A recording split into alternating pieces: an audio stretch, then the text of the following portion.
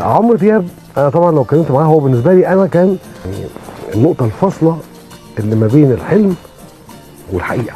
لما قابلت الفنان عمرو دياب بالصدفه عن طريق الفنان حميد الشاعري، فطلبت ان انا اتعرف عليه، فتعرفت عليه، فاداني ميعاد نتقابل في الاستوديو في نفس اليوم يعني.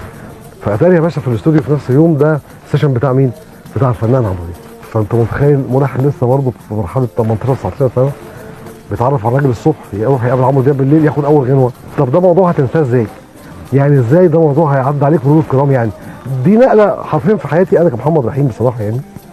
والجميل بقى في اغنيه وغلاوتك اللي هي حتى عماله تنجح النهارده لسه على البيلبورد واخده رقم كويس قوي قريب يعني. فابتدى عمرو دياب نفسه بذكائه لانه ذكي جدا ينتبه ان في جيل جديد طالع مع نهايه التسعينات بدايه الالفينات بمزيكا مختلفه وبطعم مختلف.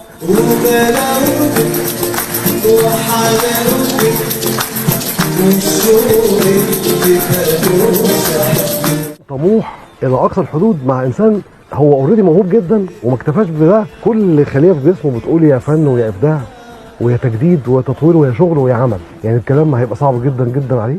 يعني هو دايما اكتف كده، دايما حلو وعايز يعمل حاجه حلوه ودايما بيدور وعنده شغف. احنا نبقى بنظلمه جدا جدا لما نقول ان هو مطرب ناجح مثلا او حد عمل اغاني حلوه او بتاع. لا عمرو ده حاجه اكبر من كده بكتير بصراحه، عشان نبقى منصفين النهارده بعد اكتر من 40 سنه الراجل على القمه. طبعا صاحب مشروع كبير جدا بصراحه، ذكي متطور مجتهد، الكلام في حبه ما يخلص ولا في الاعجاب بنجاحه واصراره.